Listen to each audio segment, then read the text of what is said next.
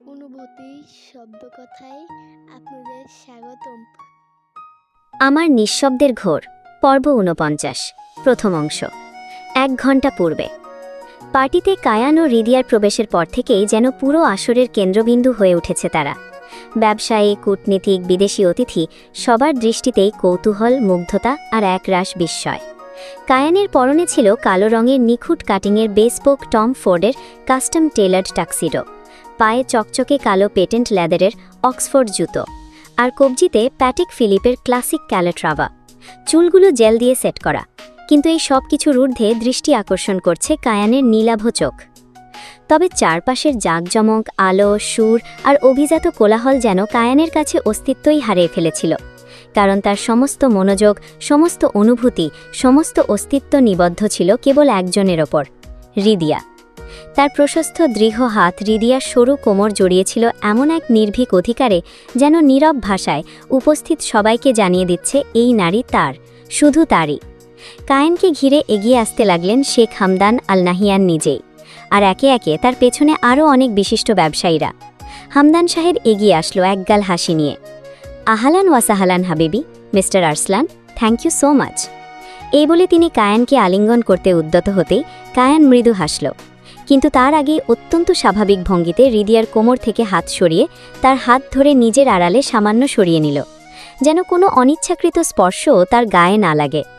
এরপর সে ভদ্র, সংযত কণ্ঠে বলল, আহলান হাবিবি Sheikh Hamdan, it's always a pleasure. Hamdan সাহেব রিদিয়ার দিকে তাকিয়ে হাত বাড়িয়ে হ্যান্ডশেক করতে যাবে, কিন্তু তার আগেই কায়ান নিজেই নিজের হাত বাড়িয়ে দিল। হামদান সাহেব ব্যাপারটা বুঝে বাঁকা হাসি দিয়ে বলে উঠল, oh mister Arslan, it must be missus Arslan, right? Too much possessive. Kayan এখনও রিদিয়ার হাত ওইভাবে ধরে আছে, এক মুহূর্তের জন্য ছাড়েনি। তখন গম্ভীর কণ্ঠে কায়ান জবাব দিল, ইয়েস, শি ইজ মাই বিবি। আর কার এত বড় সাহস হবে আমার পাশে দাঁড়ানোর? হাবিবি, your wife is too much beautiful. কথাটা শোনা মাত্রই কায়ানের চুয়াল শক্ত হয়ে উঠল, যদিও ঠোঁটে রয়ে গেল ভদ্র, নিয়ন্ত্রিত কৃত্রিম হাসি। কিন্তু তার হাতের চাপ অজান্তেই আরও গভীর হয়ে উঠল রিদিয়ার হাতে। রিদিয়া হতবম্ব হয়ে গেল, নিজের হাতটা কায়ানের হাতের মধ্যে নড়াচড়া করতে লাগল, কিন্তু কায়ান সেদিকে না তাকিয়েই সেই কৃত্রিম হাসি রেখেই গম্ভীর কণ্ঠে বলে উঠল, mister Hamdan, if you want me in your party, then change the topic. Hamdan সাহেব কথাটা বুঝেই হাসি মুখেই প্রসঙ্গ বদলে দিয়ে সাদরে তাদের আপ্যায়ন করলেন। কায়ান একে একে বাকি সবার সঙ্গে পরিচয় করিয়ে দিল। নিকোলাই, অ্যামির আর আইদিনকে আগে থেকেই চেনে, তাদেরও হাসি মুখে আপ্যায়ন করলেন।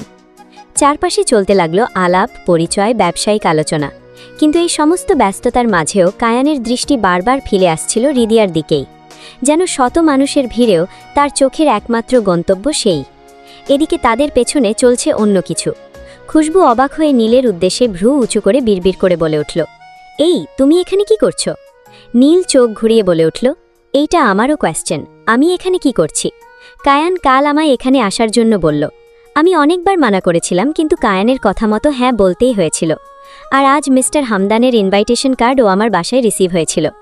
খুশবুর দাঁতের বাত পিষে বলে উঠল, আমার ব্রো কি পাগল হয়ে গেছে যে তোমাকে আমার বালডিজির দিকে তাকানোর জন্য ইনভাইট করেছে? হায়াত, ফালতু কথা একদম বলবি না, আমি রিদির দিকে একবারও তাকাইনি। খুশবু খানিকটা থমকে গেল, তার দৃষ্টি এবার গিয়ে থামল নীলের ঠোঁটের কোণায়, সেখানে স্পষ্ট কাটা দাগ। কৌতূহলে ঠোঁটের কোণায় মুচকি হাসি ফুটিয়ে বলল, বাবা, এত ভালো কবে থেকে হলে? আর তোমার ঠোঁটের কোণায় কি হয়েছে?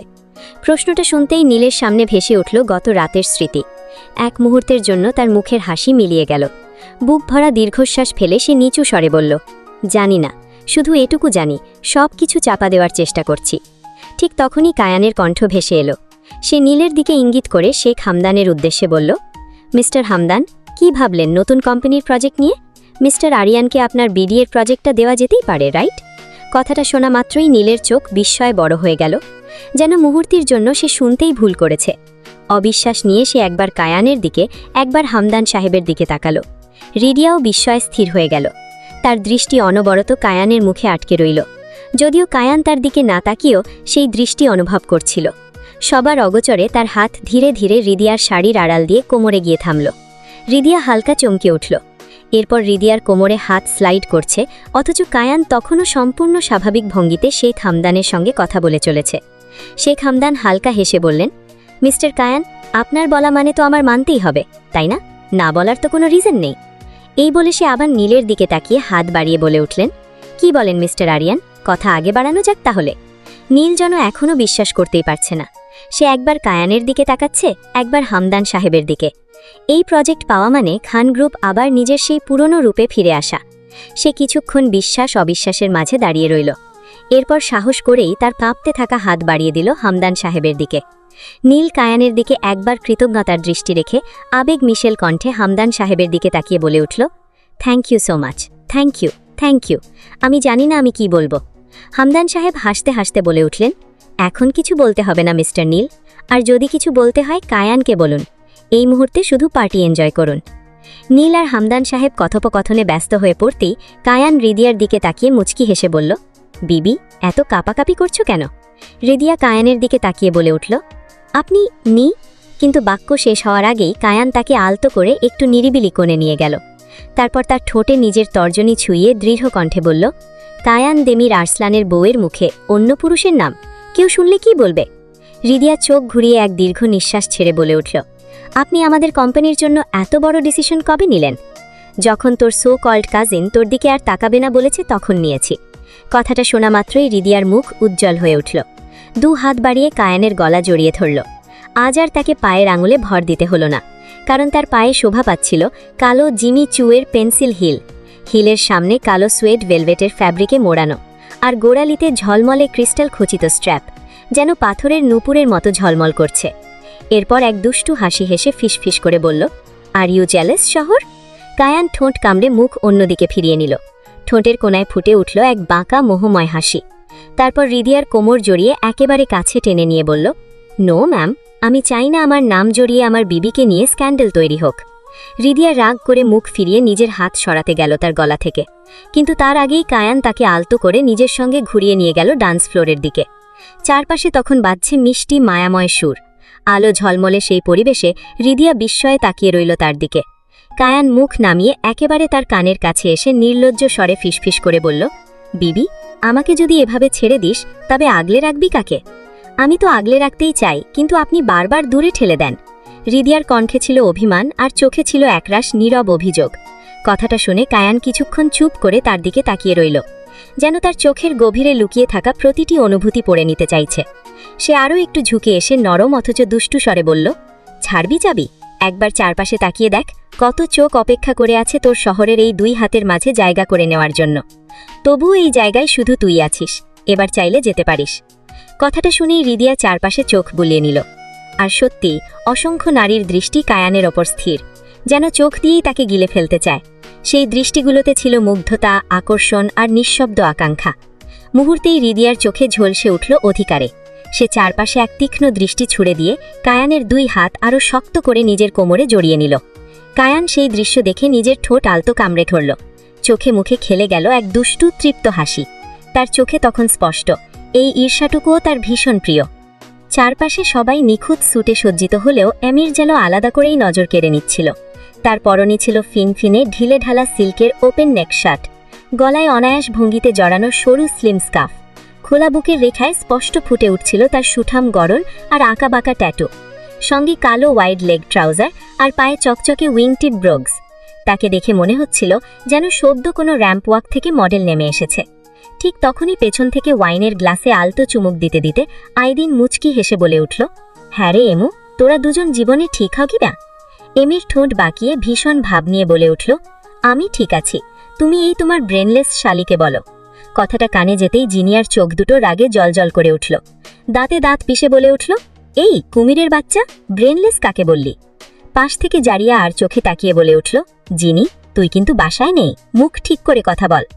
জিনি সঙ্গে সঙ্গে মুখ ফিরিয়ে নিল, তবে তার মুখের অভিমান স্পষ্ট। আর এমির জারিয়াকে নিজের পক্ষে কথা বলতে দেখে যেন মুহূর্তেই খুশিতে উজ্জ্বল হয়ে উঠল। মুখে বিজয়ী হাসি ফুটিয়ে থামস আপ দেখিয়ে বলল, sister in law, you are the best. কিন্তু নিকোলাই কি আর চুপ করে থাকার মানুষ? সে সঙ্গে সঙ্গে জারিয়ার কোমর জড়িয়ে তাকে নিজের একেবারে কাছে টেনে নিয়ে বলল, তোর ওই বেস্ট তোর কাছে রাখ, আগে আমার শালির জন্য বেস্ট হয়ে দেখা। আমার বউকে সব বেস্ট বলার জন্য আমি আছি। এই বলে জারিয়ার দিকে তাকিয়ে জারিয়াকে আরও লজ্জা দেওয়ার জন্য জারিয়ার কানের কাছে গিয়ে ফিসফিস করে নির্লজ্জ কণ্ঠে বলে উঠল, রাইট জান, আমার তো তোমার সবকিছুই বেস্ট লাগে। মুহূর্তেই জারিয়ার কান লাল টুকটুকে হয়ে উঠল, চোখ বিস্ময় বড় হয়ে গেল। অসহায় ভঙ্গিতে সে নিকোলায়ের দিকে তাকিয়ে চুপ করতে ইশারা করল, কিন্তু নিকোলায়ের ঠোঁটের কোণায় সেই চেনা দুষ্টু হাসি লেগেই রইল। এমির ভ্রু কুচকে ড্রামাটিক গলায় বলে উঠল, নিকো ব্রো, তুমি এমন কি বললে যে আমার সিস্টার ইন ল রেইনবো হয়ে গেল, আর তুমি আমার এই ইনোসেন্ট বাচ্চাকে ভুলে গেলে এই টিকটিকির বাচ্চার জন্য? আমার বউয়ের ওপর তোর কেন এত ইন্টারেস্ট? পাশ থেকে জিনিয়া ঠোঁট ব্যাংচি দিয়ে বলে উঠল, 30 বছরের দামড়া আবার নিজেকে বাচ্চা বলে? কথাটা শোনা মাত্রই এমির চোখ কুচকে বলে উঠল, এই দামড়া নিশ্চয়ই কোনো বাজে মিনিং, তাই না? মাহিয়া জিনিয়ার দিকে তাকিয়ে চোখ ঘুরিয়ে বলে উঠল, জিনি, তোর মুখের ভাষা ঠিক করবি? কোথায় আছিস দেখ আগে। তখন এমির ধং করে কাতর দৃষ্টিতে মাহিয়ার দিকে তাকিয়ে বলে উঠল, সিস্টার ইন ল নিশ্চয়ই কোনো বাজে মিনিং, তাই না? মাহিয়া একটু ঠোঁট কোচকানো হাসি দিয়ে বলে উঠল, একটু বাজে। এসবের মধ্যে আইদিন ফিক করে হেসে দিয়ে বলে উঠল, তোর সঙ্গে ভালো কিছু যায় বুঝি? জিনিয়া একগাল হাসি দিয়ে বলে উঠল, থ্যাংক ইউ আমার দুই জিজু। এমির গটগট করে তাকিয়ে বলে উঠল, তোমরা দুজনেই মির্জাফর আইদিন ব্রো, নিক ব্রো। আমি জানতাম এই মেয়ে জীবনে আমাকে ভালো কিছু বলতে পারে না। পাশ থেকে জারিয়া বলে উঠল, ছোট ভাই, তুমি কিছু মনে করো না, ওর আর রিদির আগাগোড়ায় মুখের ভাষা খারাপ, এই জন্যই তো দুজন একই রুমে থাকত, পরে আলাদা করে দেওয়া হয়েছিল। তখন জিনিয়া মুখ ফুলিয়া বলে উঠল, মাহি আপু, তোমরা দুজন কি আসলেই আমার আপু, নাকি এই দামড়ার আপু? সবসময় এই শয়তানের সাপোর্ট নাও? মাহিয়া একটু হেসে বলে উঠল, তোর সাপোর্ট নেওয়ার জন্য তোর এই দুই জিজু আর বড় ভাই আছে তো। হাসি ঠাট্টা আর খুনসুটিতে ভরা সেই মুহূর্তের মাঝেই 4-5 জন তরুণী তাদের দিকে এগিয়ে এলো। তাদের মধ্যে দুজন ছিলেন শেখ হামদানের মেয়ে, আর সঙ্গে ছিল তাদের কয়েকজন ঘনিষ্ঠ বান্ধবী। হামদান সাহেবের ছোট মেয়ে এলিসা আমিরকে দেখেই দূর থেকে উজ্জ্বল হাসিতে বলে উঠল, হাই এমু ডার্লিং। কথাটা শোনা মাত্রই আইদিন আর নিকোলাই দুজনেই একে অপরের দিকে তাকিয়ে চোখ বড় বড় করে ফেলল, যেন হঠাৎ কোনো পুরনো বিপদ সামনে এসে দাঁড়িয়েছে। এলিসা এক মুহূর্ত দেরি না করে এগিয়ে এসে এমিরকে জড়িয়ে ধরল। এমির স্পষ্টই একটু হতবাক হয়ে গেল। আগে হলে সে নিশ্চিন্তেই আলিঙ্গন ফিরিয়ে দিত, কিন্তু এখন পরিস্থিতি অন্যরকম। তবুও জিনিয়াকে একটু উস্কে দেওয়ার লোভ সে সামলাতে পারল না। মুখে কৃত্রিম উচ্ছ্বাস টেনে বলল, ও মাই গড এলিসা, আমি তো ভাবলাম তোমরা এখানে আসোনি। এলিসা হেসে জবাব দিল, আরে না না, রেডি হতে হতে দেরি হয়ে গেল। ড্যাড যখন জানালো তোমরা আসছো, বিডিতে না এসে পারি। কিন্তু এইসব দেখে জিনিয়ার রাগে নাক ফুলে গেল, তার চোখে মুখে স্পষ্ট বিরক্তি। এলিসা এবার জিনিয়ার দিকে তাকিয়ে কৌতূহলী ভঙ্গিতে ভ্রু কুচকে জিজ্ঞেস করল, ইটস ইয়োর ডেট? এমির একবার জিনিয়ার দিকে তাকালো, তার চোখের আগুন দেখে বুঝতে বাকি রইল না আগুন ইতোমধ্যেই জ্বলে উঠেছে, আর সে তো সেই আগুনে একটু ঘি ঢালতেই চায়। ঠোঁটের কোণে দুষ্টু হাসি টেনে সে বলল, নো নো নো, আমার কোনো ডেট নেই এলিসা। Great emu. মুহূর্তেই জিনিয়ার চোখ থেকে যেন বজ্রপাত হলো। সে এমন এক তীক্ষ্ণ দৃষ্টি ছুড়ে দিল যে আশেপাশের বাতাসও যেন খানিকটা গরম হয়ে উঠল। এই দৃশ্য দেখে জারিয়া আর মাহিয়া দুজনেই মুচকি মুচকি হাসছিল, কিন্তু আইদিন আর নিকোলাই, তারা কেমন যেন হঠাৎ অন্যদিকে মুখ ফিরিয়ে নিল।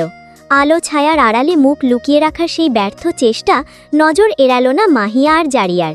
মাহিয়া বিস্ময়ে ভ্রুকুচকে আইদিনের দিকে তাকাতেই আইদিন তড়িঘড়ি করে তার কানের কাছে ঝুঁকে ফিসফিস করে বলল, চলো বউ, ডান্স করি, এখানে দাঁড়িয়ে কি করবে? আইদিনের এরকম ভাব দেখে মাহিয়ার কপালে ভাঁজ পড়ল। অন্যদিকে নিকোলাইও যেন একই পরিকল্পনায় মেতে উঠল। সে জারিয়ার কোমর আলতো করে জড়িয়ে কাছে টেনে নিয়ে বলল, green mist, are you hungry? চলো কিছু খাবে? জারিয়া মৃদু হাসি দিয়েই বলে উঠল, না না, আমার খিদে পায়নি। আইদিন আর নিকোলাইয়ের মুখের রং যেন মুহূর্তেই উধাও হয়ে গেল। আইদিন ধীরে ধীরে মাহিয়ার পেছনে সরে গিয়ে নিকোলাইয়ের দিকে তাকিয়ে গলায় আঙুল বুলিয়ে ইশারা করল, শেষ, আজ আমার কবর রেডি। ঠিক তখনই সেই গ্রুপ থেকে আরেকজন তরুণী এমিরের দিকে তাকিয়ে উচ্ছ্বসিত গলায় বলে উঠল, এমু, আমার আই ডার্লিং কোথায়? দেখতে পাচ্ছি না তো, পার্টিতে আসেনি? কথাটা শুনেই মাহিয়ার চোখ সরু হয়ে এলো। মুখের অভিব্যক্তি মুহূর্তেই বদলে গেল। আই মানে কি আইদিনের কথা বলছে? এদিকে আইদিন আলো ছায়ার আড়াল থেকে শুকনো মুখ নিয়ে আলতো করে মাহিয়ার হাত টেনে নিয়ে ফিসফিস করে বলল, জান, চলো এখান থেকে যাই, আমার ভীষণ পেট খারাপ লাগছে, মনে হয় এখনই ওয়াশরুমে যেতে হবে। মাহিয়া দাঁতে দাঁত চেপে চোখ না ঘুরিয়েই জবাব দিল, তোমার পেট খারাপ হলে আমি গিয়ে কি কোমর ভরব? সমস্যা তোমার, যাও তুমি। আইদিনের মুখ আরও শুকিয়ে গেল। এমির তখন ঠোঁট চেপে হাসি সামলাতে সামলাতে কান চুলকে নিরীহ মুখে বলে উঠল, আইদিন ব্রো, এই তো একটু আগেও আমার পেছনেই ছিল অ্যানা। পেছন থেকে কথাটা শুনেই আইদিন দাঁত চেপে মনে মনে এমিরকে যত রকমের গালমন্দ করা যায় সবই করে ফেলল। আর এমির তো সুযোগ পেয়ে আরও এক ধাপ এগিয়ে গেল। পেছন ফিরে ডেকে উঠল, আইদিন ব্রো, তোমাকে অ্যানা খুঁজছে। মাহিয়া মুহূর্তেই আইদিনের হাত শক্ত করে তাকে টেনে আনলো আড়াল থেকে। ঠোঁটে কৃত্রিম হাসি টেনে চোখে ঝড় নিয়ে বলে উঠল, তোমার আটানা তোমাকে খুঁজছে, লুকিয়ে আছো কেন? আইদিন শুকনো হাসি হেসে একবার ঢোক গিলে একেবারে নিরীহ গলায় বলল, আমাকে কে খুঁজছে জান? কিন্তু তার উত্তর দেওয়ার সুযোগই পেল না। অ্যানা দৌড়ে এসে সোজা আইদিনের গলায় ঝুলে পড়ল। Oh man, I missed my date. আইদিনের মুখের রং মুহূর্তেই পাল্টে গেল, কারণ তার পাশে দাঁড়িয়ে মাহিয়ার চোখে তখন ঝড়, বজ্রপাত আর অগ্নুৎপাত সব একসঙ্গে দেখা দিয়েছে। অন্যদিকে নিকোলাইও পরিস্থিতি বুঝে জারিয়ার কোমর জড়িয়ে আলতো করে ঘুরিয়ে নিতে নিতে বলল, জান, এসব দেখার দরকার নেই, চলো অন্যদিকে যাই।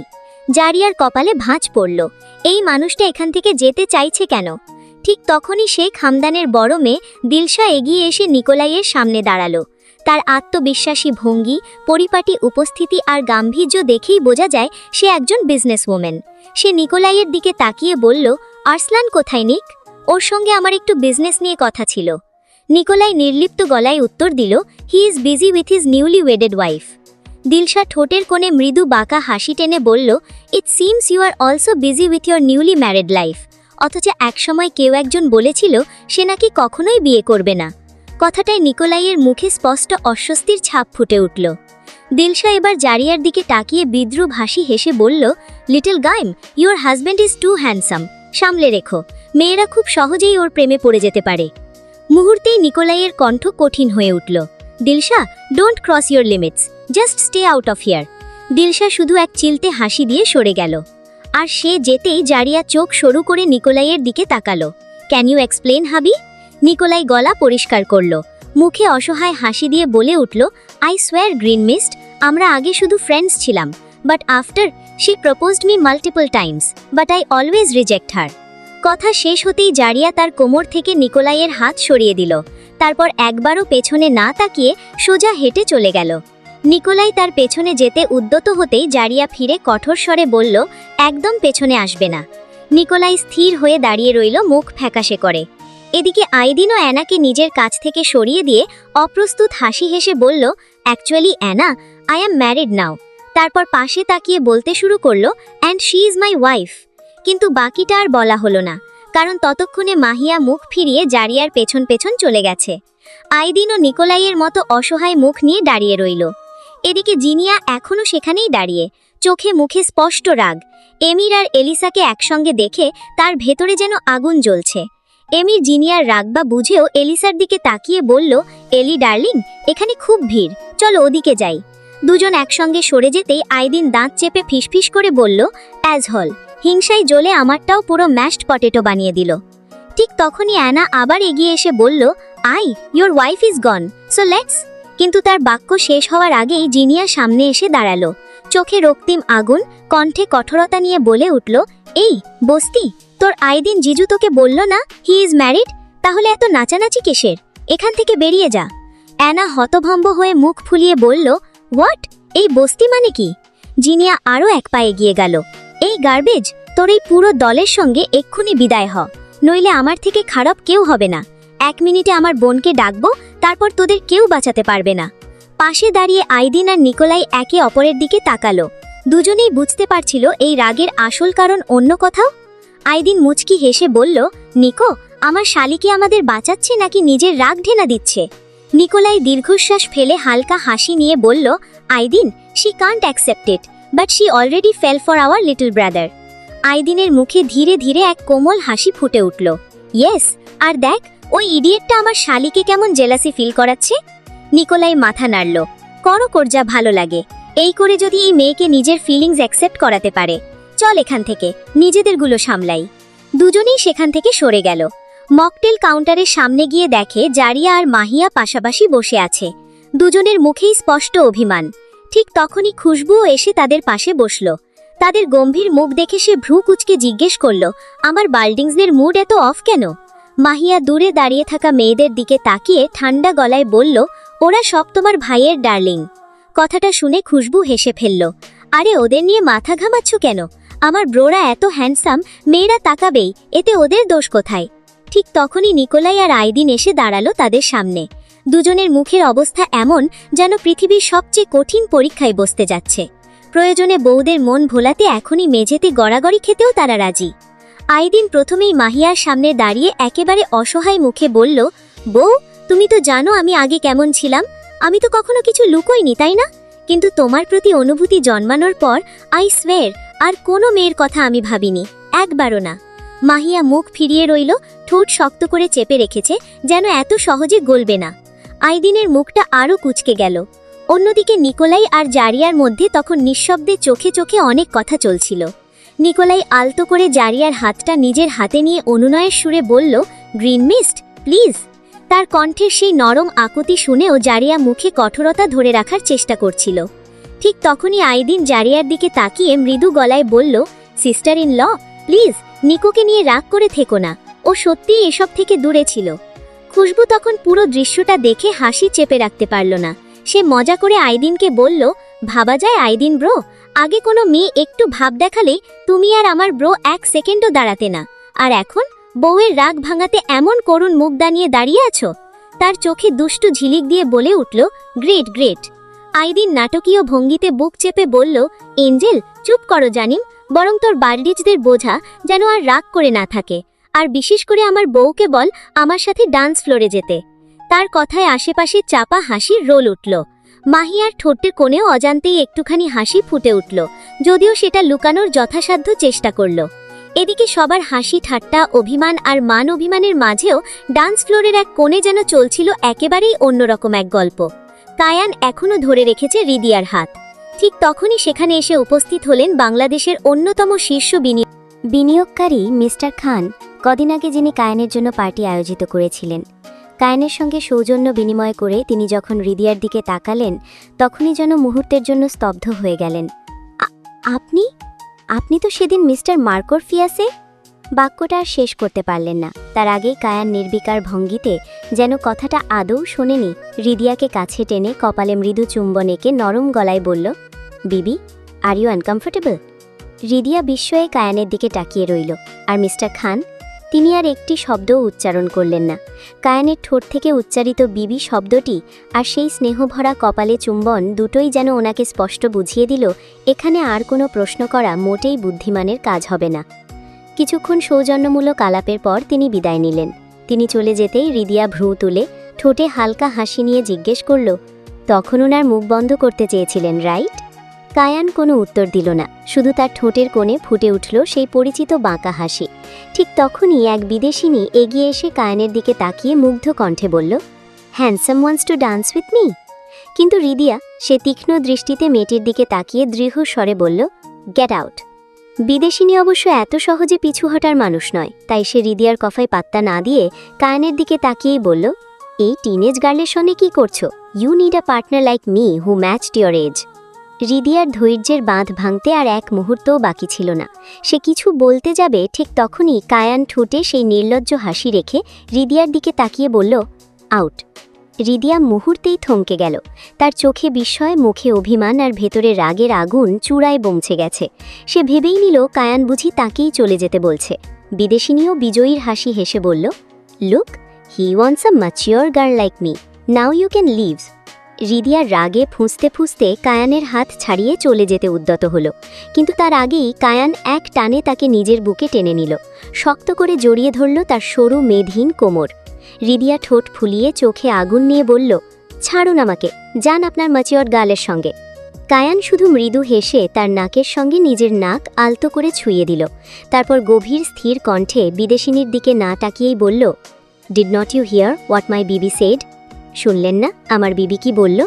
পিছনে দাঁড়িয়ে থাকা বিদেশিনী একেবারে হতবাক হয়ে গেল, আর কায়ান, সে যেন তার অস্তিত্বকেই আর গুরুত্ব দিল না।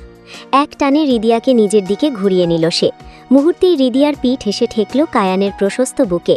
কায়ানের দুই হাতের উষ্ণ বেষ্টনীর মধ্যে বন্দী হয়ে রইল রিদিয়ার হাত, আর তার মেদহীন উদর জড়িয়ে রইল কায়ানের শক্ত বাহুর আলিঙ্গনে। হঠাৎই রিদিয়ার সারা শরীর কেঁপে উঠল, যেন বুকের ভেতর থেকে এক অদ্ভুত কম্পন ছড়িয়ে পড়ল শরীরের প্রতিটি শিরায়। কায়ান মাথা নিচু করে তার চিবুক আলতো করে রাখল রিদিয়ার কাঁধে। তারপর মৃদু সুরের তালে তালে তাকে নিয়ে ধীরে ধীরে দুলতে লাগল। হৃদিয়ার চুলে মুখ ডুবিয়ে কায়ান গভীরভাবে টেনে নিল তার পরিচিত সুবাস। সেই গন্ধে যেন হারিয়ে গেল সে, আর হৃদিয়া চোখ বন্ধ করে ডুবে গেল এক মায়াময় ঘোরে। ঠিক তখনই কায়ান মাথা না তুলে গম্ভীর অথচ স্থির কণ্ঠে সেই বিদেশিনীর উদ্দেশ্যে বলল, just get out of here, my বিবি doesn't like your presence and that's more than enough reason for me to dislike it too. Hridiya তখনও চোখ বন্ধ রেখেই কাপা কণ্ঠে ফিসফিস করে জিজ্ঞেস করল, আমার অপছন্দ আপনারও অপছন্দ? কায়ান তাকে আরও কাছে টেনে নিয়ে ধীর পায়ে ডান্স ফ্লোরের দিকে এগোতে এগোতে হাসকি স্বরে বলল, ওহো, জাস্ট ফর সো বিবি। কথাটা শুনে হৃদিয়ার কষ্টে বুকটা কেমন মোচড় দিয়ে উঠল। সে যেন নিজের ভেতরের আলোড়ন সামলাতে না পেরে কায়ানের হাত সরাতে চেষ্টা করল, কিন্তু কায়ান তাকে ছাড়ল না, বরং আরও শক্ত করে জড়িয়ে ধরল। আর হৃদিয়ার কান কামড়ে বলে উঠল, সবসময় এত তেজ কিসের? তো কি করব, আপনার মতো দোমুখা সাতের সঙ্গে লেজ নাড়াবো? লেজ নাড়াতে হবে না, আমার হাতের মাঝে নিজের কোমর দোলা। ডান্স ফ্লোরের রঙিন আলো যেন মুহূর্তেই নরম হয়ে এলো। চারপাশের সব শব্দ মিলিয়ে গিয়ে শুধু বাজতে লাগলো সুর, আর সেই সুরের মাঝখানে দাঁড়িয়ে রইল দুটি হৃদয় একসঙ্গে, এক ছন্দে। উড়েছে ধুলো পুলে গেছে ঘুম, এমনি হাওয়া দিল বেমালুম, বুঝি পড়ে গেছি প্রেমে আজকে তোর। কায়ান ধীরে ধীরে হৃদিয়াকে নিজের দিকে ঘুরিয়ে নিল। তাদের কপাল এসে ছুঁয়ে রইল একে অপরকে। সেই নীরব স্পর্শেই যেন হাজারো না বলা কথা বিনিময় হয়ে গেল। কায়ানের গভীর নীলাভ দৃষ্টি নিবদ্ধ রইল হৃদিয়ার কাজল কালো চোখে। তখন হৃদিয়া কাঁপা স্বরে বলল, আমি আমি তো এই ডান্স পারি না, আর এই হাই হিল, আল্লাহ, আমি পড়ে যাব তো। কথাটা শোনা মাত্রই কায়ান এক হাঁটু গেড়ে বসে পড়ল তার সামনে। চারপাশে সবাই বিস্ময়ে তাকিয়ে রইল। কায়ান দেমির আরসলান হাঁটু গেড়ে বসেছে কারো সামনে, কিন্তু সে এসব বার্তা না দিয়ে আলতো করে হৃদিয়ার দুই হাত নিজের কাঁধে রেখে দিল। তারপর অত্যন্ত যত্নে হৃদিয়ার এক পা তুলে নিজের হাঁটুর উপর রাখল। হাই হিলের ধারালো প্রান্ত তার ট্রাউজারের কাপড়ে চাপ ফেললেও কায়ানের ভ্রু পর্যন্ত কুঁচকাল না। অসীম যত্নে একে একে সে হৃদিয়ার দুই পা থেকে একে একে জুতো জোড়া খুলে দিল। চারপাশ যেন নিস্তব্ধ হয়ে গেল।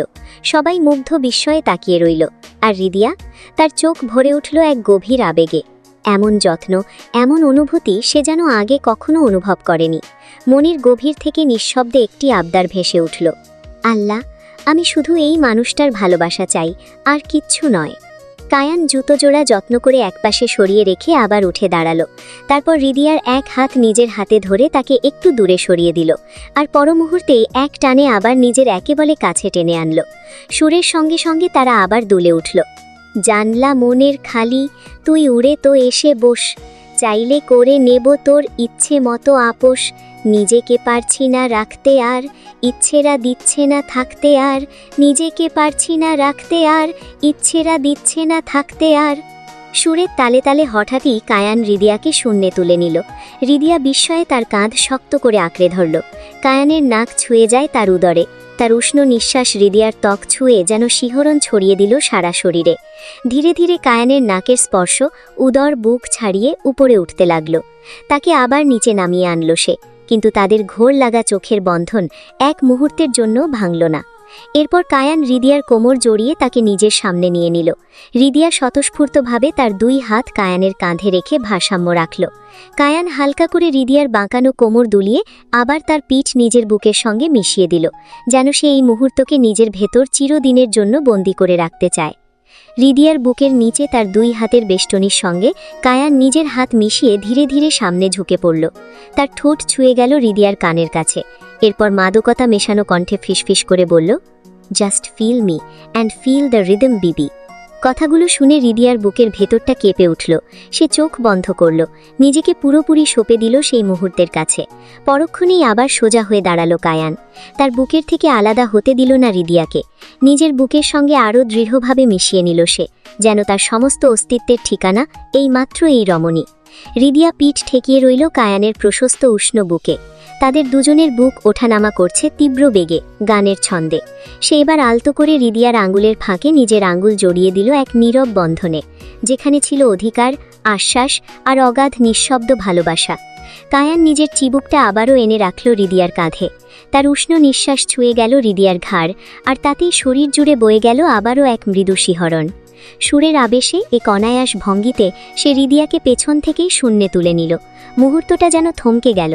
চারপাশের আলো, শব্দ সবকিছু মিলিয়ে রইল শুধু তাদের দুজনের হৃদস্পন্দনের মাদক ছন্দে। ঘূর্ণায়মান সেই আবেশে রিদিয়ার কোমরের পাশটা সামান্য উন্মুক্ত হয়ে উঠতেই কায়ানের উষ্ণ অধর ছুঁয়ে গেল সেখানে। অধরজোড়া দিয়ে স্লাইড করতে লাগলো তার কোমর। এই স্পর্শ এতটাই কোমল ছিল, এতই নিবিড়, যেন এক নিঃশব্দ ভালোবাসার স্বাক্ষর। রিদিয়া চোখ বন্ধ করে ফেলল। তার মাথা আলতো করে পেছনে হেলে এলো, আর ঠোঁটের কোণে ফুটে উঠল এক মুগ্ধ লাজুক হাসি। যেন প্রতিটি পদক্ষেপে তারা আরও একটু করে হারিয়ে যাচ্ছে একে অপরের ভেতর। তারপর পরম যত্নে, অমূল্য কোনো ধনকে আগলে রাখার মতো সে রিদিয়াকে আবার মাটিতে নামিয়ে আনল। তবুও তাদের মাঝে দূরত্ব তৈরি হলো না। কায়ানের বাহুর আবরণে আবদ্ধ রিদিয়া তখনও ঠিক তেমনভাবেই মিশে রইল তার সঙ্গে, যেন এই আলিঙ্গনেই লুকিয়ে আছে তার সমস্ত শান্তি, সমস্ত ভালোবাসা। একটু দূরে বসা খুশবু, আইদিন, মাহিয়া, নিকোলাই, জারিয়া মুগ্ধতায় তাকিয়ে রইল সেদিকে। তাদের পাশে এসে নীলও দাঁড়ালো। আইদিন আর নিকোলাই কোনো কিছু দেখল না। তারা তাদের রমণীদের হাত টেনে নিয়ে যেতে লাগলো ডান্স ফ্লোরের দিকে। জারিয়া আর মাহিয়া হতবম্ব হয়ে একসঙ্গেই বলে উঠল, আরে কি করছো? কে শোনে কার কথা? সেই মুহূর্তে ডান্স ফ্লোরে এসে হাজির হলো আরও 2 জোড়া নবদম্পতি, আইদিন মাহিয়া আর নিকোলাই জারিয়া। তারাও সুরের সঙ্গে তাল মেলাতে লাগলো, আর ঠিক সবকিছু ভুলে যেন তারা এই ছোট্ট দুনিয়ার মধ্যে আবদ্ধ হয়ে রইল। আর অপলক দৃষ্টিতে তাকিয়ে আছে খুশবু আর নীল। এদিকে ডান্স ফ্লোরে ভালোবাসার নরম সুর বেজে চললেও ককটেল কাউন্টারের কাছে যেন জমে উঠেছিল একেবারে অন্য রকমের ঝড়। হাতে জুসের গ্লাস নিয়ে দাঁড়িয়েছিল জিনিয়া, কিন্তু তার চোখ ছিল একদম স্থির সামনে দাঁড়িয়ে থাকা এমির আর এলিজার দিকে। দুজনের হাসি ঠাট্টা যেন তার ধৈর্যের শেষ সীমাটুকুও পরীক্ষা নিচ্ছিল। রাগে তার চোখ দুটো লাল হয়ে উঠেছিল। সে শব্দ করে গ্লাসটা কাউন্টারে রাখল, তারপর আবার তুলে নিয়ে এক নিঃশ্বাসে শেষ করে ফেলল। কাউন্টারের বারটেন্ডার অবাক হয়ে বলল, ম্যাম, আপনি ভুল করে মকটেলের বদলে ককটেল তুলে নিয়েছেন। জিনিয়া চোখ না সরিয়েই দাঁতে দাঁত চেপে জিজ্ঞেস করল, আপনি ম্যারিড? বারটেন্ডার খানিকটা হতভম্ব হয়ে উত্তর দিল, নো ম্যাম। জিনিয়া ঠোঁট বাঁকিয়ে বলল, কিন্তু আমি ম্যারিড। ওই যে হারামির বাচ্চাকে দেখছেন ওই সাদা শাকচুন্নির সঙ্গে কথা বলছে, ওই হারামি আমার হাজব্যান্ড, কিন্তু ওই হারামি ভুলে গেছে ও ম্যারিড। জিনিয়ার কথাই ওই টেন্ডার একটু বিস্ময়ে একবার এমিরদের দিকে তাকিয়ে পড়ল। এরপর জিনিয়া আবার বলে উঠল, কি জুইস দিলেন? আবার দেন তো। কিন্তু ম্যাম, দিতে বললাম তো। জিনিয়ার জেদের কাছে হেরে আবার ওই টেন্ডারকে ককটেল বানিয়ে দিতে ধরল। কিছুক্ষণ পর জিনিয়ার মাথাটা ঝিমঝিম করছে, কিন্তু মাথায় কি চেপে বসল কে জানে। হাতে ককটেলের গ্লাস নিয়ে জিনিয়া এমিরদের দিকে এগিয়ে গেল। এমিরের পেছনে দাঁড়াতেই এমিরকে ঘুরিয়ে দিল নিজের দিকে। এমির ঘুরে সেদিকে তাকাতেই চমকে উঠল জিনিয়ার চোখ মুখের চেহারা দেখে। মুহূর্তেই সেই কোলাহলের মাঝে এমিরের মাথায় সেই ককটেল ঢেলে দিল। এমির হতভম্ব হয়ে তাকিয়ে রইল, কিন্তু এমিরের পাশে দাঁড়ানো এলিজা এই দেখে দাঁতে দাঁত পেশে জিনিয়ার দিকে হাত তুলতে তুলতে বলে উঠল, ইউ বিচ! কিন্তু তার হাত মাঝপথেই থেমে গেল। এমির শক্ত করে ধরে ফেলেছে তার কবজি। রক্তিম চোখে তাকিয়ে সে গম্ভীর স্বরে বলল, Eliza, you dare to touch her, I will break your hand with 100 piece. I don't care who the fuck you are. Eliza ব্যথায় হাত চেপে ধরে কাঁপা গলায় বলল, এমো, শি ইনসাল্টেড ইউ। এমির এক দীর্ঘ নিঃশ্বাস ছেড়ে এলিজার কাছে গিয়ে ধীম গলায় বলে উঠল, look Eliza, she is not my date because she is my god damn wife, and you insult my wife? How dare you? So say sorry to her right now, otherwise we break our business contract with your dad. মেয়েটা হতবম্ব হয়ে তাকিয়ে রইল। তাদের কথা কারো কানে অগ্রসর হচ্ছিল না মিউজিকের তীব্র শব্দের কারণে, না তো কারো দৃষ্টি এই দিকে, কারণ সবার দৃষ্টি তখন ডান্স ফ্লোরের দিকে। এমির দীর্ঘ নিঃশ্বাস ছাড়ছে। পেছন থেকে জিনিয়া আবার এমিরকে টেনে নিল নিজের কাছে। মেয়েটা বাধ্য হয়ে আর কোনো উপায় না পেয়ে রাগে ফুসফুসতে জিনিয়ার পাশ থেকে সরি বলে চলে গেল। এমির জিনিয়ার নেশাল অবস্থার দিকে তাকিয়ে বলে উঠল, আর ইউ ড্রাঙ্ক? জিনিয়া কোনো উত্তর দিল না, শুধু 2 হাতে এমিরের গলা জড়িয়ে ধরল। তারপর ধীরে ধীরে নিজের পারাদা হিলস খুলে এমিরের ব্রোগোজ জুতোর দুপাশে রেখে দিল।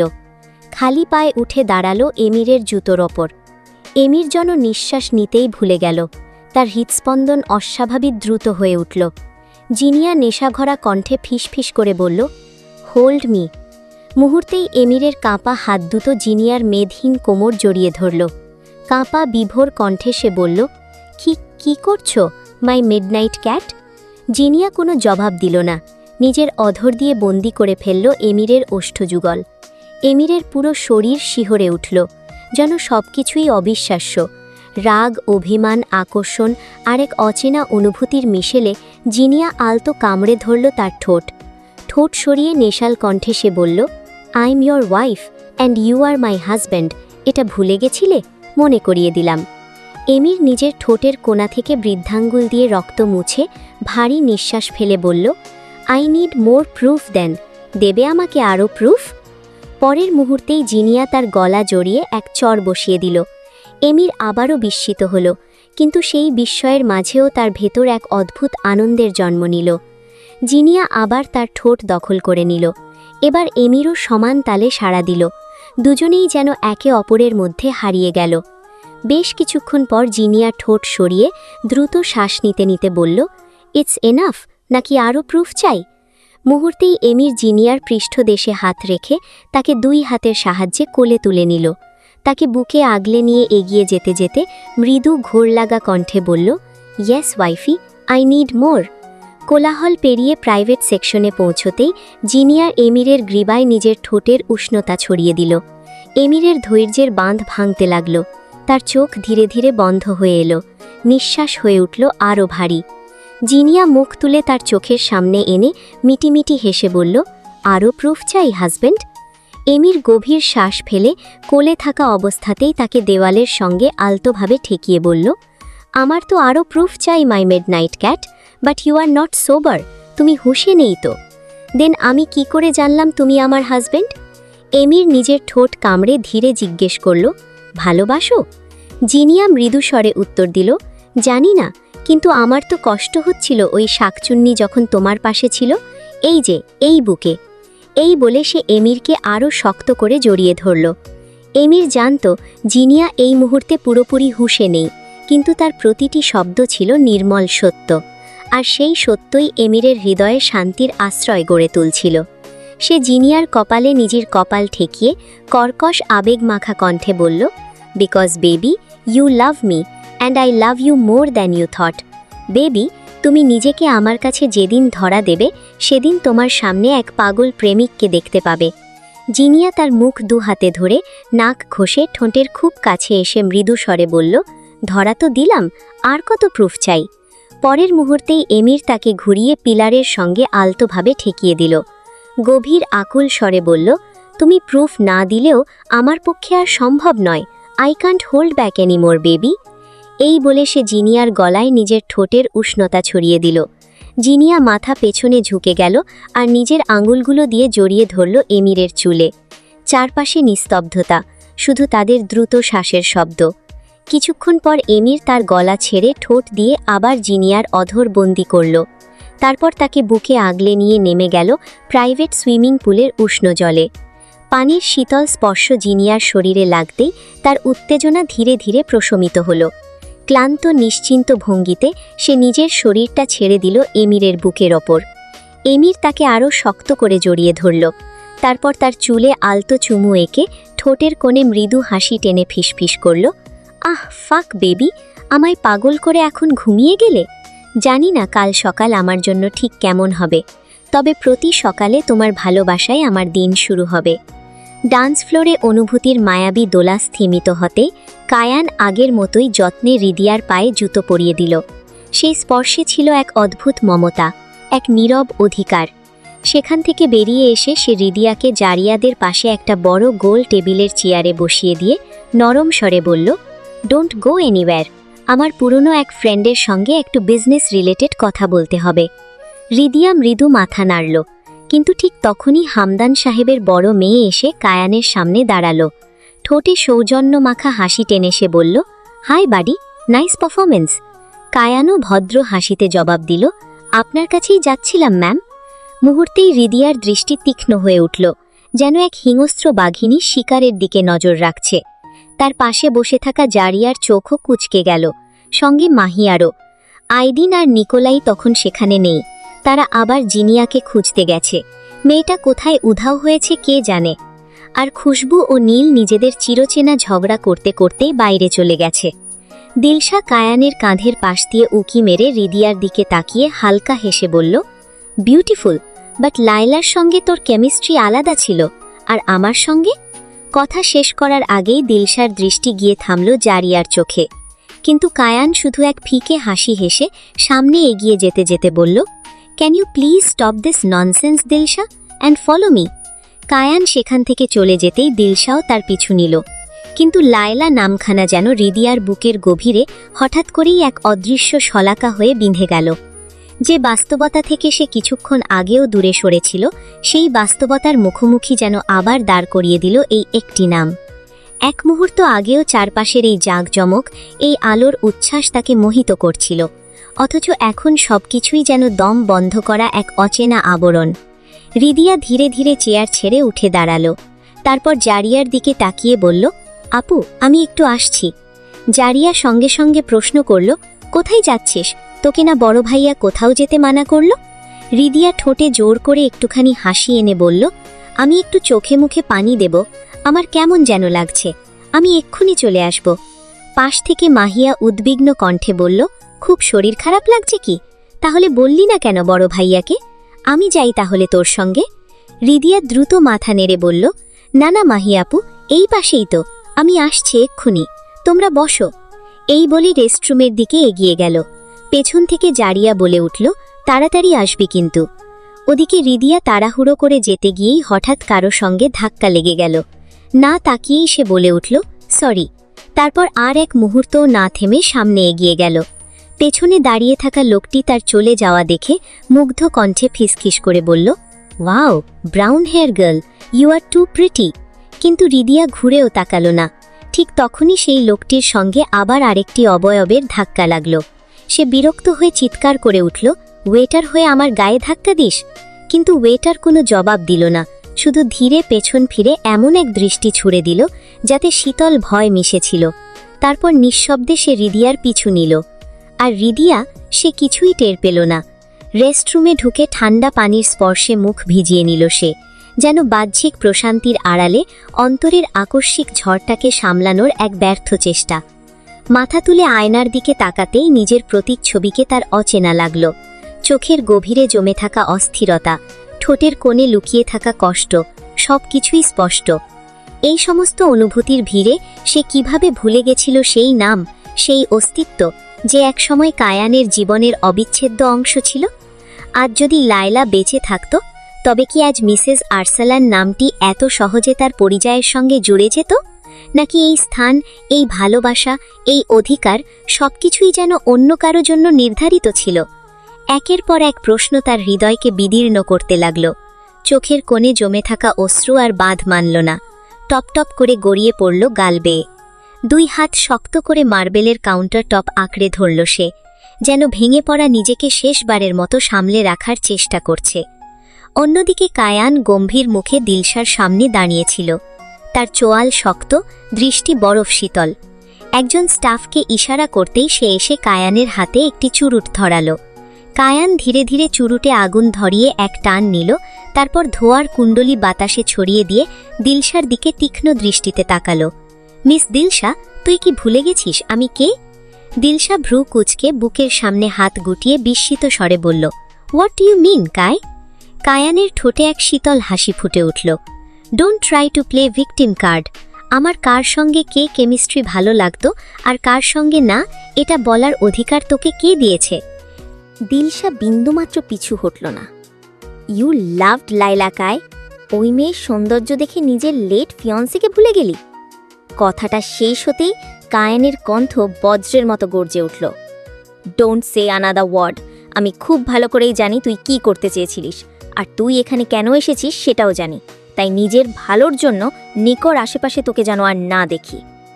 দিলশার চোখে একরাশ জেদ। আই লাভ হিম কায়, you know it very well. আমি দূরে ছিলাম কারণ ভেবেছিলাম ও সত্যি এসবের মধ্যে জড়াতে চায় না, কিন্তু এখন? কায়ান হালকা হেসে মাথা নাড়ল। সেই হাসিতে ছিল তাচ্ছিল্য। Love? Are you sick miss Dilsha? তাহলে অন্য পুরুষের সঙ্গে নিজের স্বার্থসিদ্ধির জন্য নিজেকে বিলিয়ে দিতে দ্বিধা হলো না কেন তোর? তোদের মতো স্ল্যাটকে আমি ঘৃণা করি, আর তোর মতো স্ল্যাটকে আমার ফ্যামিলির আশেপাশেও আমি দেখতে চাই না। দাঁতে দাঁত চেপে কথাগুলো বলে কায়ান সেখান থেকে সরে এলো, তার পদক্ষেপে যেন ঝড়ের গর্জন। কোলাহলের মাঝে হাঁটতে হাঁটতে হঠাৎ পাশের একদল অভিজাত পুরুষের কথোপকথন তার কানে এলো। একজন বলছিল, একটু আগে পার্টিতে এক ব্রাউন হেয়ার্ড গার্লকে দেখলাম, she is very beautiful boys, if she is single I want হার। অন্যজন হেসে বলল, রিয়ালি, এখানে কিন্তু কায়ান দেমির আর্সলানের ওয়াইফও এসেছে, তারও ব্রাউন হেয়ার, ভুল মানুষকে চক দিলে কিন্তু বিপদ আছে। আরেকজন কৌতূহলী হয়ে জিজ্ঞেস করল, Kayan Demir Arsalan, who is he? কথাগুলো কায়ানের কানে যেতেই তার পদক্ষেপ থেমে গেল। চুরুটের ধোঁয়া বাতাসে ভেসে উঠল। ধীরে ধীরে সে ঘুরে দাঁড়াল, তারপর তাদের পেছনে গিয়ে থামল। She is wearing a black sari, right? তার কণ্ঠ শুনে বাকিরা প্রায় কেঁপে উঠল, কিন্তু যে যুবকটি কথা বলছিল সে মুগ্ধ হাসিতে বলল, yes, like a black queen. কায়ানের মুঠি শক্ত হয়ে উঠল, ঠোঁটে ফুটে উঠল এক বিপজ্জনক হাসি। পাশের ছেলেদের দিকে আঙুল ঠোঁটে ঠেকিয়ে সে নীরব থাকার ইঙ্গিত দিল। তারপর সেই যুবকের কাঁধে হাত রেখে বলল, I know her, come with me. যুবকটি আনন্দের সঙ্গে তার পিছু নিল। কায়ান তাকে একটি প্রাইভেট রুমে নিয়ে গিয়ে দরজা মুহূর্তেই বন্ধ করে দিল। ছেলেটি অবাক হয়ে বলল, hey man, why you locked the door? Kayan কোনো উত্তর দিল না, শুধু ধীরে ধীরে তার হাতে ধরা জ্বলন্ত চুরুটটি ছেলেটির মাথা ধরে তার জিহায় চেপে ধরল। মুহূর্তেই ঘর কাঁপিয়ে এক আর্তচিৎকার ভেসে উঠল। তারপর কায়ানের হাত ছেলেটির ঘাড়ি গিয়ে পড়ল। এক ঝটকায় তাকে তুলে সজোরে দেয়ালে আছড়ে মারল। আঘাত এতটাই প্রবল ছিল যে দেয়ালের গায়ে রক্তের ছিটে লেগে গেল। ব্যথায় ছেলেটি মেঝেতে লুটিয়ে পড়ল। কায়ান নির্বিকার, ঠোঁটে চুরুট রেখে হাতে স্যুটের কাফলিং ঠিক করতে করতে দরজার দিকে এগোল। বেরিয়ে যাওয়ার আগে একবারও পেছনে না তাকিয়ে গম্ভীর স্বরে বলল, yes, she is single, the one who owns every breath I take. She is the sole queen of my heart, the only name etched into every beat, and I am Kayan Demir Arslan. এক মুহূর্ত থেমে গভীর নিঃশ্বাস ফেলে আবার বলল, For her, I can be as gentle as the moon, or as ruthless as a storm, and for anyone who dares to even look her way, I can become their worst nightmare. এই বলে সে ঝড়ের বেগে সেখান থেকে বেরিয়ে গেল। জারিয়াদের কাছে পৌঁছতেই তার ভ্রু কুঁচকে গেল। রিদিয়াকে কোথাও দেখা যাচ্ছে না। সে দ্রুত জারিয়ার সামনে গিয়ে জিজ্ঞেস করল, ওয়্যার ইজ শি? জারিয়া একটু চমকে উঠে বলল, বড় ভাইয়া, ও একটু রেস্টরুমে গেছে। কায়ানের কণ্ঠ আরও কঠিন হয়ে উঠল। কখন? জারিয়া উত্তর দিল, অনেকক্ষণ হলো, বলেছিল এখনই চলে আসবে, কিন্তু এখনও তো। সে বাক্য শেষ করার আগেই কায়ান রেস্টরুমের দিকে দ্রুত পা বাড়াল। জারিয়া আর মাহিয়া বিস্ময়ে তার দিকে তাকিয়ে রইল। কায়ানের নিঃশ্বাস ভারী হয়ে উঠেছে, তার পায়ের গতি ক্রমেই তীব্রতর হচ্ছে, বুকের ভেতর অজানা আশঙ্কা শিকড় গাড়ছে। রেস্টরুমের সামনে পৌঁছতেই সে উদ্বিগ্ন কণ্ঠে ডাকতে লাগল, বিবি, বিবি, মিসেস আর্সলান। কিন্তু কোনো সাড়া মিলল না। মুহূর্তের মধ্যেই কায়ানের বুকের ভেতর অজানা এক আতঙ্ক গিঁট বেঁধে গেল। অস্থিরতায় তার শ্বাস ভারী হয়ে উঠল, যেন বুকের ভেতর হৃদয়টা ছটপট করছে। আর এক মুহূর্তও দেরি না করে কোনো দ্বিধা ছাড়াই সে ওয়াশরুমের প্রতিটি দরজা এক এক করে খুলে দেখতে লাগল। এক ওয়াশরুমে তো দুজন ফরেন কাপেলের অন্তরঙ্গ চলছিল। তারা চিৎকার করে উঠল, কিন্তু কায়ান কোনো পাত্তা দিল না। রিদিয়া কোথাও নেই, কোথাও রিদিয়ার কোনো চিহ্ন নেই। এরপর আশপাশের প্রতিটি কোণ খুঁজেও যখন তাকে পেল না, তখন কাঁপা হাতে ফোন বের করে রিদিয়ার নম্বরে কল দিল। ওপাশে কল রিসিভ হতেই এক মুহূর্তের জন্য বুকের ভেতর জমে থাকা পাথরটা যেন নড়ে উঠল, কিন্তু সেই স্বস্তি পরের মুহূর্তেই ভেঙে চুরমার হয়ে গেল যখন জারিয়ার কণ্ঠ ভেসে উঠল, বড় ভাইয়া, ওর ফোন আমার কাছে। কায়ান কোনো উত্তর দিল না, নিঃশব্দে কল কেটে দিল। তারপর করিডোর ধরে দ্রুত হাঁটতে হাঁটতে আরেকটি নম্বরে কল দিল। কণ্ঠে তখন আর সংযম নেই, শুধু উৎকণ্ঠা আর আদেশের তীব্রতা। Niko, go to security room right now and check the footage. আমি ওকে খুঁজে পাচ্ছি না। তার গর্জনে যেন পুরো করিডর কেঁপে উঠল। মুহূর্তের মধ্যে 5 তলা বিল্ডিংয়ের প্রতিটি কোণায় নিরাপত্তা রক্ষীদের খোঁজার নির্দেশ পৌঁছে গেল। পার্টির উচ্ছ্বাস নিমেষেই স্তব্ধ হয়ে এলো। কায়ানের কাছে যেন পুরো পৃথিবীটা এক লমহায় ওলটপালট হয়ে গেছে। ঠিক তখনই তার ফোন আবার বেজে উঠল। কায়ান সঙ্গে সঙ্গে রিসিভ করতেই ওপাশ থেকে নিকোলাইয়ের কাঁপা কণ্ঠ শোনা গেল, কায়, সিস্টার ইন ল টেরেসের দিকে গেছে, কিন্তু। কায়ানের কণ্ঠ বজ্রের মতো নেমে এলো। কিন্তু কি নিকো? নিকোলাই ঢোক গিলে নিয়ে বলল, সিস্টার ইন লর পেছনে একজন ওয়েটারকে যেতে দেখা গেছে। টেরেসে কোনো ক্যামেরা নেই, তাই আর কোনো ফুটেজ চেক করা পসিবল না। কথা শেষ হওয়ার আগেই চোখ বড় বড় হয়ে কায়ানের বুক চিরে বেরিয়ে এলো এক ভয়ঙ্কর আর্তনাদ। রুহ! চোখে মুখে মুহূর্তেই নেমে এলো ভয় আর ক্রোধের কালো ছায়া। আর কিছু না ভেবে সে দৌড়ে লিফটের দিকে ছুটল। প্রতিটি সেকেন্ড তার কাছে যেন এক একটি যুগের সমান দীর্ঘ। পার্টির কোলাহল থেকে দূরে খোলা টেরেসে দাঁড়িয়েছিল রিদিয়া। মাথার উপর বিস্তৃত রাতের আকাশ, দূরে শহরের ঝলমলে আলো, আর বুকের ভেতর অদ্ভুত এক অস্থিরতা। সে অন্যমনস্ক দৃষ্টিতে আকাশের দিকে তাকিয়েছিল, যেন উত্তর খুঁজছিল নিজেরই অগোছালো প্রশ্নগুলোর। ঠিক তখনই পেছন থেকে ভেসে এলো এক গভীর অচেনা পুরুষালী কণ্ঠ। মেসেজ আর্সলান। অচেনা কণ্ঠে কৌতূহল নিয়ে রিদিয়া ধীরে ধীরে পেছনে ফিরল। কৌতূহল ভরা দৃষ্টিতে তাকাতেই তার বুকের ভেতরটা হিম হয়ে গেল। এক বিদ্রূপ মাখা হাসি, আর সেই হাসির সঙ্গে বিদ্যুতের গতিতে তার দিকে ধেয়ে এলো এক ধারালো ছুরি। সবকিছু যেন এক মুহূর্তে থেমে গেল। রিদিয়া কিছু বুঝতে ওঠার আগেই টপ টপ করে লাল রক্ত ঝরতে শুরু করল। আতঙ্কে সে কাঁপা হাতে নিজের পেটে হাত রাখল, কিন্তু পরের মুহূর্তেই বিস্ময় স্থির হয়ে গেল। রক্ত? তার শরীর থেকে? না। ধীরে ধীরে মুখ তুলে তাকাতেই দেখল কায়ান তার পাশে দাঁড়িয়ে, আর তার খালি হাতে ছুরির ধার চেপে ধরেছে সে।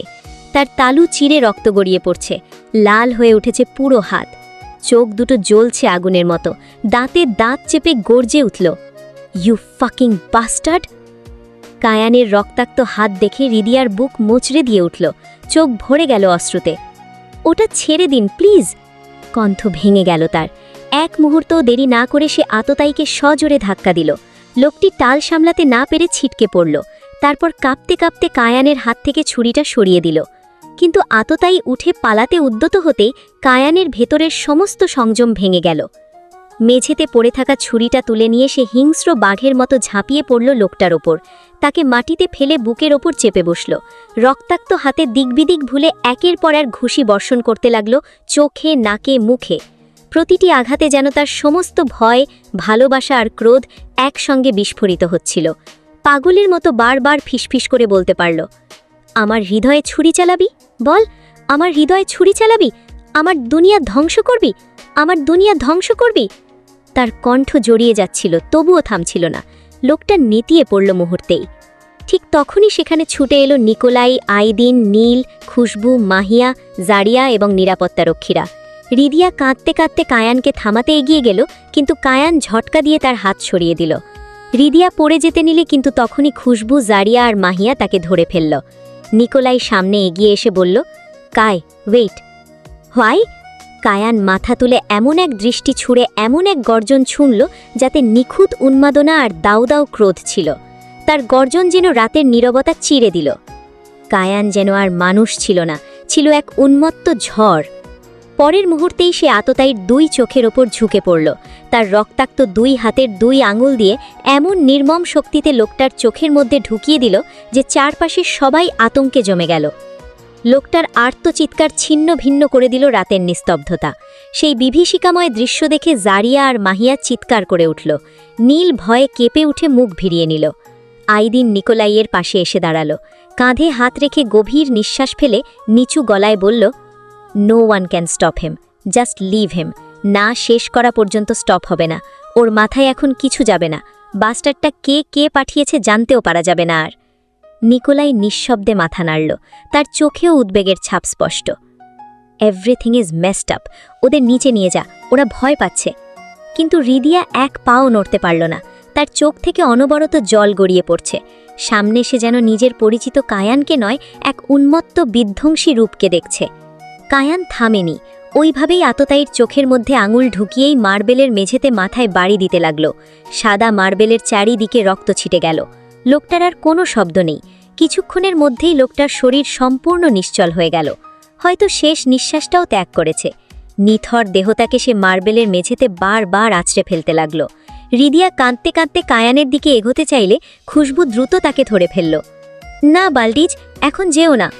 রিদিয়া কাঁপা গলায় বলল, ওনার হাত থেকে এত রক্ত পড়ছে, আমি আর সহ্য করতে পারছি না। চোখ মুছতে মুছতে বুকের ভেতর মোচড় নিয়ে সে আবার বলল, লোকটা তো আর বেঁচে নেই, তবুও কেন এমন করছে? কায়েনের নিজের হাত থেকেও অনবরত রক্ত ঝরছিল, অথচ সে যেন সে ব্যথা অনুভবই করছিল না। তার ঠোঁটে ফুটে উঠেছিল এক অদ্ভুত শীতল হাসি। সে বিড়বিড় করে বলতে লাগল, সবাইকে শেষ করে দেব, সবাইকে। তারপর পাশেই পড়ে থাকা ছুরিটা আবার তুলে নিল। নিথর দেহটার দিকে ঝুঁকে পড়ে ছুরির ফলাটা গলার কাছে চেপে ধরে বারবার আঘাত করতে করতে বিড়বিড় করে বলতে লাগল, আমার মিসেস আর্সলানকে ডাকার সাহস পেলি কোথায়? আবার বল, বল মিসেস আর্সলান। প্রতিটি শব্দে ছিল উন্মত্ত অধিকার, ভয়ঙ্কর ক্রোধ আর গভীর নিঃশব্দ ভালোবাসার বিকৃত প্রকাশ।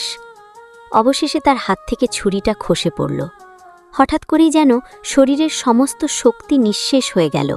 চোখের সামনে অন্ধকার ঘনিয়ে আসতে লাগল। শ্বাস ভারী হয়ে উঠল। ঠিক তখনই এক কোমল হাত এসে আলতো করে তার কাঁধে স্পর্শ করল, আর কানে ভেসে এলো তার পৃথিবীর সবচেয়ে প্রিয় কণ্ঠ, কিন্তু কান্নায় ভেজা, কাঁপা, অসহায়। শুনছেন? এবার ছাড়ুন, আপনার হাত থেকে রক্ত পড়ছে, আমার বুক পুড়ছে। কায়েন ধীরে ধীরে মুখ তুলে তাকালো। রক্ত, উন্মাদনা আর অন্ধকারের মাঝেও রিদিয়ার মুখটাই যেন তার কাছে একমাত্র আলো। ঠোঁটে ফুটে উঠল এক ক্লান্ত, তৃপ্ত হাসি। জড়ানো কণ্ঠে সে বলল, নো ওয়ান টাচ মাই বিবি রুহ। কিন্তু কথাগুলো কেউ বুঝে উঠতে পারল না। কথাগুলো শেষ হবার সঙ্গে সঙ্গেই তার শরীর দুলে উঠল আর চিৎকার করে উঠল, নিকো। রিদিয়া চমকে উঠল, হাত পা কাঁপছে। মুহূর্তেই নিকোলাই দৌড়ে এলো। নিকোলাই ছটপট করতে করতে বসে পড়ল। এরপর কায়ানের মাথা নিজের কোলের ওপর নিয়ে কাঁপা কণ্ঠে বলে উঠল, কায়, ইউ হ্যাভিং সিজার কায়? কায়ানের শরীর খিঁচুনিতে কাঁপছে। চোখ বন্ধ হয়ে যেতে যেতে জড়ানো কণ্ঠে বলে উঠল, আমার দুনিয়া আগলে রাখবে। মুহূর্তেই কায়ানের সারা শরীর খিঁচুনি দিয়ে ঠোঁটের কোণ বেয়ে এক সাদা রঙের ফেনা গড়িয়ে পড়ল। পরের মুহূর্তেই কায়ান লুটিয়ে পড়ল। আর ঠিক তখনই রিদিয়ার বুক ফাটা চিৎকারে যেন পুরো রাত, পুরো আকাশ কেঁপে উঠল। আজকের গল্পটি আপনাদের কেমন লাগলো? ভালো লাগলে লাইক, কমেন্ট, শেয়ার, সাবস্ক্রাইব করে পাশে থাকবেন। আবার দেখা হবে পরবর্তী ভিডিওতে। টাটা।